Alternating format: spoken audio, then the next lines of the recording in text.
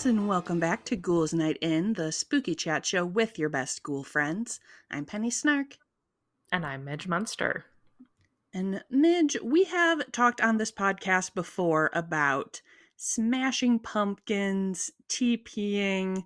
You and I are pretty good ghouls, I would say. But some Halloween lovers of the past were not as sweet as us. They were, well, I guess I was going to say they were more naughty than nice, but I guess that's Christmas, so ignore me. They can also be naughty. They were more trick than treat. There we go. Yes, precisely. Yes. So if you were celebrating Halloween in the past, you were probably getting up to some mischief, because pranks and even violence were synonymous with Halloween for a lot of its history. So I thought it would be fun to kind of go through the history of Halloween tricks and pranks and things like that. Absolutely. Let's get into it. Yes. So kind of Halloween as we know it today gained a lot of prevalence in Ireland and Scotland. And I was reading about some of the like OG pranks that people would pull over there. And it was quality stuff, like tying rope around a cabbage and dragging the cabbage through a field at night to scare people. Ha ha ha ha. Classic prank. Classic. And then we had another quality cabbage related prank. Apparently in Cabbage is a like funny vegetable, it apparently. is. Well, in the early 1800s, apparently it was a popular prank in Scotland to light the stalk of a cabbage on fire and then like stick it up against someone's keyhole so when they came home their house was super stinky. Oh, yuck. Yeah, I know, pretty gross. Cabbage smell. Cabbage smell all through your house, as well as, your usual stuff, tripping people, all kinds of things. And it was these people who kind of brought Halloween over to America. Primarily, there was a lot of immigration from those areas in kind of the mid 1800s, and it became really common to have these kind of Halloween pranks in rural America too. Popular pranks included putting a farmer's livestock and wagons on top of the barn. Um, That's there pretty was funny. there was a lot of like putting stuff in places where you wouldn't expect it to be, which is pretty solid, pretty funny. There was apparently like a town where a bunch of kids just dragged in like all these boats and left all the boats in the street. That kind of stuff's pretty funny to me. Yeah, I was like, Like that's when like kids in high school try to like put their principal's car on the roof or whatever. It's like, exactly. ah ha Oh, ha. like very, very rascally. Yeah. Somewhat less rascally. Apparently, it was also popular to tip over outhouses, Oh which God. the article said whether or not they were occupied. So Yeah. that would be not a great experience. And this You is just like specific to Halloween time apparently. So I wasn't like I don't know if these were like only pulled at Halloween time, but like these were like popular pranks that were part of of the the time. Halloween repertoire. So like Mm-hmm. it was kind of a standard. One thing that was also very popular, the History Channel article I was reading said that in some areas they started calling October 31st Gate Night, because so many people would steal gates off of their hinges to let everybody's livestock go running around and Oh escaping. no. The Bad livestock times. are like, this is the best night of the year. Right? They're just like, hell yeah, we're going wherever we want. I'm going to eat all of this grass over the grass is always greener on the other side, Mitch. And Everybody's now, calling it gate night, and the cows yep, are like hanging out. They're like, "Oh, tonight's free night. freedom, Tonight's freedom night. Roman night." Yes. But yeah, lots of general tripping and scaring people. I read about one town where they smeared molasses on all the pews in the church. Oh Um, it was also popular to tie opposing apartment doors together. So, like, you would tie the doorknob so you couldn't no, mess with the doors. Um, giving the old noises off. right, exactly. As well as throwing flour on people. This was Oh, like a popular thing to go to like well dressed people and just like pelt them with flour. So people are so weird. They really are. So I I found an article in like a Connecticut Historical Society site, like talking about like historic Halloween pranks.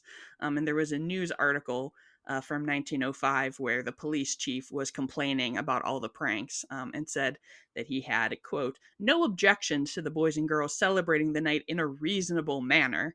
But when droves of youngsters march through the streets pelting citizens and houses with vegetables, he will make somebody answer for it. I'm sure there were a lot of cabbages flying around right Apparently, there, but and before people were smashing pumpkins, they were yes, cavorting cabbages. right. And I don't remember because the jack o' lantern episode was what our first or second It was the episode. first episode, I Um, think. and I don't remember if we talked about jack-o'-lanterns being scary, but like the whole concept is like to kind of scare things away, but apparently it was Right. also just like you would show up and like hold up your jack-o'-lantern outside someone's window to try and spook them. Oh, like a disembodied head, but it's Yeah, exactly. You'd be like, "Oh very god, evidently a glowing pumpkin. spooky face is out here." Like, or someone else described as like, because as you would have known from that original episode, people would carve turnips and things like that Right. before they carve pumpkins, and Which apparently they would that like, would right, and that those would guys are give me a pretty spookin'. scary. And they said that they would like sometimes like kids would have like the turnip on a string, so they could kind of So it's like like, wave it like around, hovering around. being extra spooky. That's But so obviously these are all kind of relatively lighthearted prankings, pretty jokey. But it did eventually spread, and got generally more dangerous as people kind of in life moved to more urban areas where I guess I would say that I don't think it's necessarily like that people changed, but you just had more opportunities to cause bigger amounts of mayhem. right. Well, I was gonna say, I mean, that's still true today. Like Hmm. cities just have larger populace and therefore more shenanigans go on. Yes. And you had access to new types of shenanigans. Like Mhm. apparently it was a very common Halloween prank to put a fake body on railroad tracks. Oh Which would God. then of course, cause, people to panic and slam on the brakes of the train, which could be very dangerous. And Right. then they would get out and be like, "Oh shit, it's just a body, like a stuffed scarecrow or whatever that some youths left here." Um there was another story about kids who waxed the streetcar rails. Oh So God. like a car like crashed into another streetcar because it couldn't stop because the wheels were I waxed. think at the point where like people's lives become in danger, I don't think we can qualify that as a prank Right? anymore. Like I think Yeah. at that point it's like, oops, that's murder. Right. Like That's a crime. accidental manslaughter. Like, Yes. eh, Yeah, and there was just a lot of like throwing bricks through windows, other general vandalism and mayhem. And I think it makes sense, like looking at things, that it's all very anti-authority. Like it's sure. definitely, and I think that is something that like a holiday like Halloween that has kind of like this mischief and like magic and kind of concealing your identity, things like that. It all kind of leads to sort of this like chaos reigns, like we can do whatever we want, sort of vibe. Yeah, well, and we kind of talked, I think, a little bit about that in the clown episode. I think anything where, Yeah. yeah, Hmm. you have this night where it is expected that your, like you said, your identity is concealed. Like people tend to just wild out in any capacity like that because they're like, oh, I can get away with stuff. Right. Yes. And the people, the grown-ups and such, were not thrilled with this. And some Can't of imagine them, why. right, but some of them got pretty rough about this. There was a quote from a newspaper in 1902 from Illinois that said, "We would advise the public to load their muskets or cannons with Oh, rock, salt, or birdshot, and when trespassers invade your premises at unseemly hours upon mischief bent, pepper them good and proper, so they will be effectually cured and have no further taste for such tricks." classic Midwest. Load Right. your guns. Just load your gun. And there were reports of people like firing at like 11 and 12-year-olds who are like running That's around pranking. wild. So it wasn't just like older teens. This was kind of like mayhem of all ages going on. Sure. I wonder, maybe we're gonna get into this. I Mhm. wonder how, if there's any, because obviously Halloween is thought to be the time where the veil is the thinnest between the worlds. Mhm. Like, is there any correlation between people being like, oh, the youths are being like taken over by the spirits that are crossing and causing all this like havoc, like or Yeah. even if I don't know, even if there is something to that of like why people feel more mischievous this time of that night of the year. Yeah, I mean, I wouldn't be surprised if that was blamed on these things over Right. time because people were definitely getting pretty rowdy. And there were movements to abolish Halloween Of course. because of its bad reputation. In 1942, the Chicago City Council did vote to abolish Halloween and instead turn it into Conservation Day. I'm not sure what we were What? supposed to be conserving.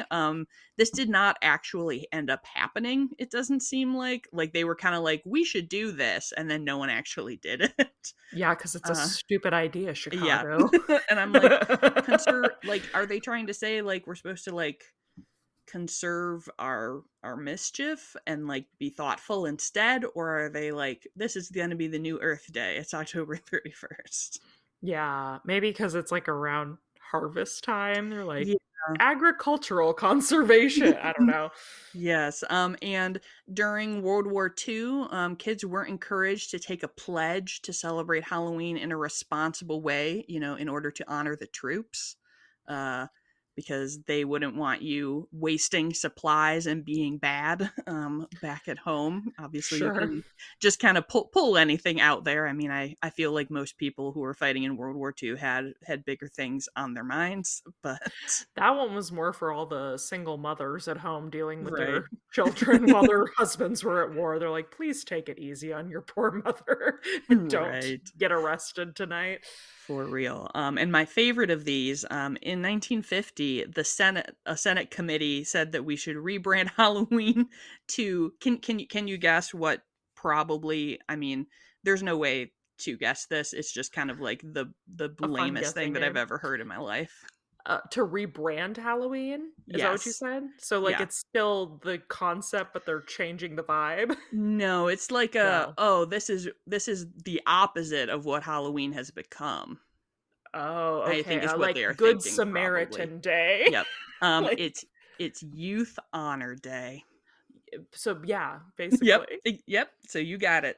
And they were busy, with the government was busy with like real war and stuff. So they did not actually do that. But some cities did like celebrate a Youth Honor Day and did like prom king. They like crowned like a king and queen of youth honor at Oh their my celebration, gosh. which I feel like You'd know what those what an kids were embarrassment. narcs. Yeah. You'd Like, know those kids were narcs. Oh, man. oh my goodness. Oh, Youth I can't Honor imagine, Day. like, telling your kids, you're like, "Yeah, well, son, when I was a kid, I was the king of Youth Youth Honor Day, Honor so Day. you have a lot big Got a shoes to lot to fill, live up to, Bradley." my Yeah. man. Oh my goodness. But we do have all of this mischief and mayhem to thank for the Halloween traditions that we love today. Woo. Because Like mm, TPing. No, I'm kidding. well, TBD. But things like trick or treating and Yes. haunted houses were really invented because people were like, for the love of God, like give these children Give these something children something to constructive do. to do instead of just running around all night Amok, amok, causing amok. problems. Amok, amok, amok. Yes. And that process like really started in the 1930s because obviously unsurprisingly with all of the tensions of the Great Depression that kind of spiked a lot of the violence and mayhem urges, and so people started organizing Halloween parties and haunted houses. Like we did do an episode about the history of like the haunted attraction, Mhm. in that you can go back and listen to more in that. And they really continued to gain popularity and cultural buy-in until it was really very firmly established by the 1950s, and that is when we saw kind of the rise of the commercial Halloween costume. And it was definitely like, okay, like trick-or-treating, dressing up, that is what Halloween is about, not putting your neighbor's cows on his roof. Not causing train collisions. Right, not crashing trains. Yeah. However, pranking did not stop, as you alluded to. A lot apparently, so I can't tell how true this is, but the way the article I read framed it was like a lot of kids were like, "Yeah, I love trick or treating and candy, but I want to have tricks and my treats," and that kind of started the rise of Mischief Nights on October 30th, Oh, or I've known never as, heard it called that. well, so that is kind of like a generic term for it. Hmm. Apparently, some even called it Cabbage Night. Come on, Cabbage A Night. referring back to all those Hey. classic Scottish cabbage pranks. Wha- What up? Ah, classic Scottish cabbage pranks. Gladys Scottish cabbage pranks. Say that 5 times fast. And Mischief Night pranks were what we would really kind of expect to see today for the most part, TPing, egging houses. But there was also Devil's Night. Oh, Uh, no, yes. Now that I've heard. yes, which is mostly tied to extreme vandalism and mayhem.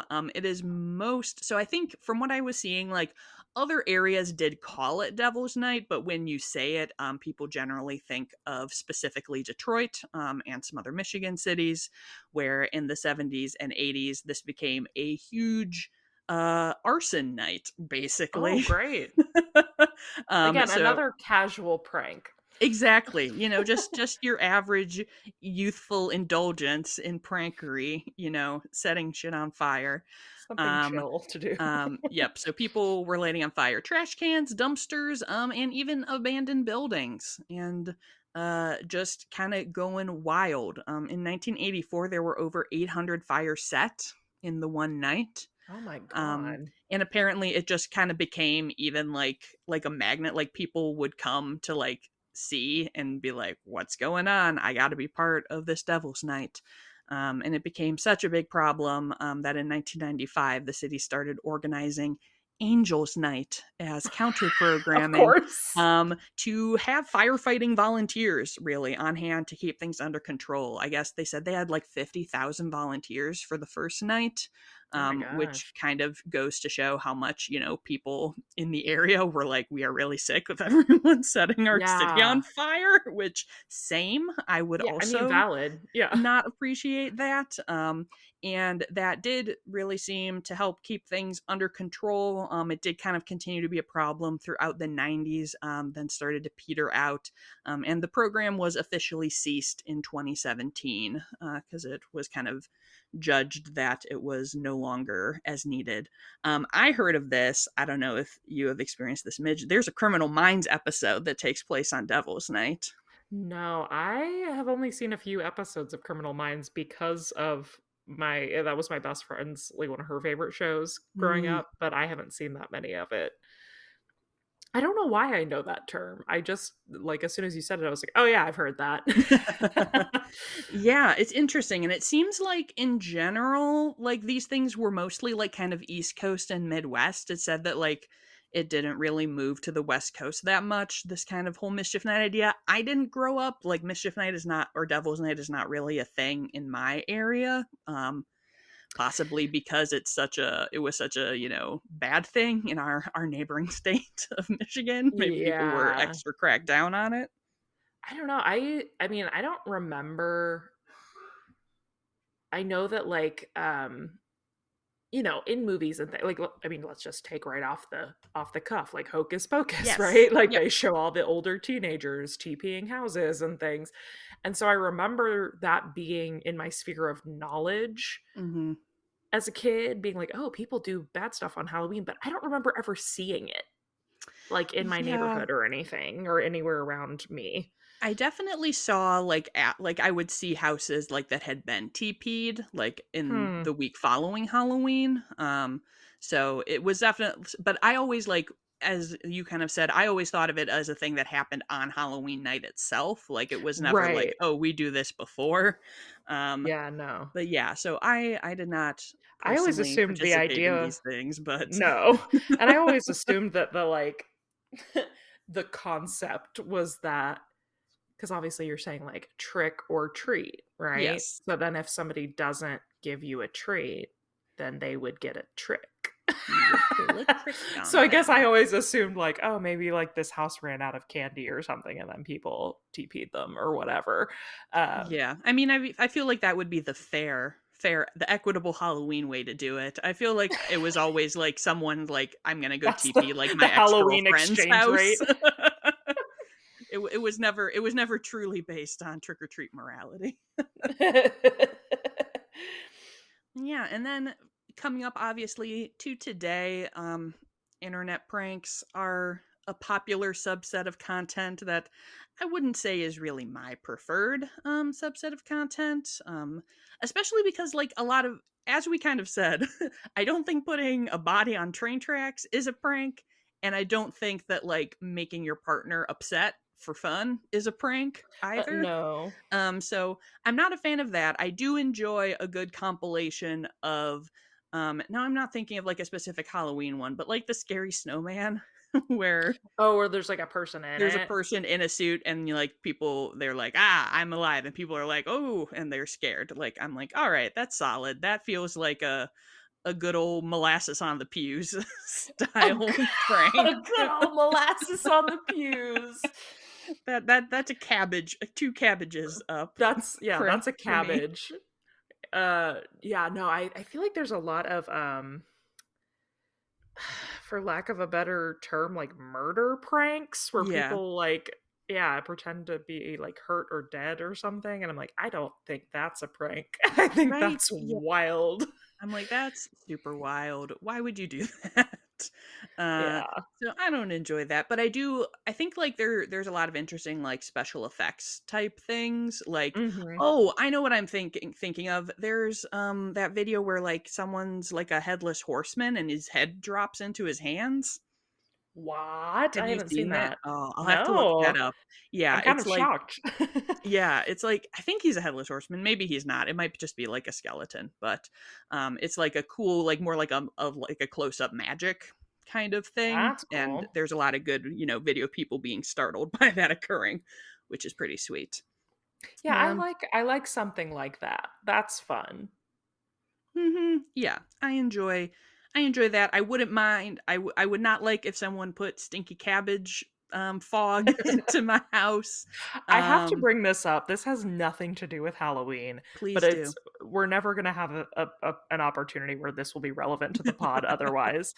So one of my favorite things is that in France, um, April Fool's Day for them started as a thing called Poisson d'avril, which means the fish of April. Mhm.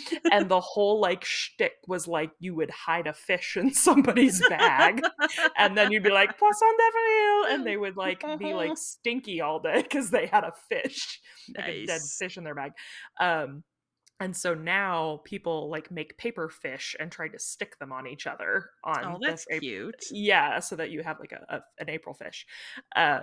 But I so I like that's one of my favorite weird little things, and I feel like Cabbage is in that zone. It's like a stink prank. It is a stink the category of stink pranks. Classic stink pranks. Classic stink pranks. Which Classic I will Scottish stink pranks. which like is gross, but like in the scheme of things, I'd be Yeah. like, "Oh, It's that not, like, like damaging. yeah, like no harm, no foul. If my house smells like cabbage for a few days, like that's annoying, but like also no one died. Right, like, yeah, I'll deal with that. Also, This is I not an wouldn't invitation to shoot cabbage someone bomb with my rock house. salt if I caught them doing that. Right, exactly. Yeah. See, now with that April fish, I feel like we need to have a Halloween version of that and, like, hide, like, a little ghost on someone's bed, like, wouldn't Yeah. that be fun? What's the Le I was gonna Fantôme de October? I don't yeah. know. Well, I had a moment where I was like, "What's the Halloween equivalent of fish?" As if fish didn't exist on Halloween. I mean, Like it a would little you wouldn't necessarily make the immediate connection where you're like, "Oh, a right. fish, of course, it's Halloween." And that sounds like a little spooter. Oh, Because then, yeah, a like, spider or a bat? oh, a bat. The bats of October. The Okay, bats of yeah. October. Alright, everybody listening to this, Cut out some you need bats. cut out some paper bats and start hiding them on people that you love, and when they're like, "Where did this bat come from?" Be like, "Ha ha, the bats of October." And just pretend that that's an established thing, and Like it's always been it's there. always been that way. Be like, "Of course, the October bats. Haven't you hidden any October bats this year? Yeah. Slackers? What are you doing? Come on, get it together." I I guess love that's this kind idea. of what that's sort of the same energy as the whole, like, booing people thing. Oh, The oh, like you've been booed. I thought you Yeah, meant like sorry. boo. No, I'm obviously, can you tell that this was not a thing? I 'Cause I don't think this really was a thing when we were growing up, and so No, I I also am learned not, it. I don't have, like, children at a school, which is where I kind of assume that happens. It Like, it's happened in my families, that you workplace. know. It happened in my Oh, workplace, when I yeah? was at my not my most recent job, but the job before that. Um, Someone at my job started and to be fair, at that time, I worked with, like, a lot of people who were just enough younger than me, Yeah. that they probably maybe would have had a slightly different experience. So, um, but yeah, someone at my work started the little boo basket thing, and then we would just go and tell everyone in the office had been booed, and it was really cute. Because I remember, like, not really knowing about it, and then, like, going to Target one year, and it was like, "Here are, like, little signs and little, like, supplies," and I'm like, "Wait, what's going on? What are we doing right now?" Yeah. I'm trying to, like, this is we don't have to do this on the air. I'm sitting here trying to remember what bat is in Fr it's something weird. It's like I chauve-souris or would not something. know, Yeah. unfortunately. I'll get back to you. We'll make a Alright. Bats of October, template that you can download. I love it. Alright, well, that was my dive into Halloween pranks of the past. I hope that all of you, do not get pranked this year, or if you do, it is something, Cabbage style and not, Not Devil's arson. Night style. Yeah. If you want to tell us any stories about Halloween pranking or adventures, feel free to do so. And if you are enjoying the show, we would so much appreciate it if you'd take the time to rate and review our podcast. It really helps other people find us. And, it is the spooky season. So we are looking for all the new ghouls to come and hang out with us. I Yeah. do believe that Midge has a review to share today. I do. This is from Yvette J. It's a 5-star review titled, "If you have a countdown to Halloween, this is for you." Ooh. I was born on Halloween. Wow, Jealous. nice. Friggin' jealous. And my life has revolved around spooky, scary themes. The 13 Ghost review was awesome. Thank you. uh, some would say better than the film. Some would. uh, the show is fun, informative, and I feel like I'm having drinks with longtime friends. Thanks for, thanks to my daughter Jackie for turning me onto this podcast. Thanks, Oh, Jackie. yeah, thanks, Jackie. There you go. You can also tell a friend or your mom, Yeah, to check out the show. please do. Please do. So if you are looking, to follow along with the pod, you can find us on Instagram at Ghouls Night In Pod. And if you are looking for me, you can find me at Penny Snark. And you can find me all over the web at Midge Munster. And until next time, Goodbye. goodbye.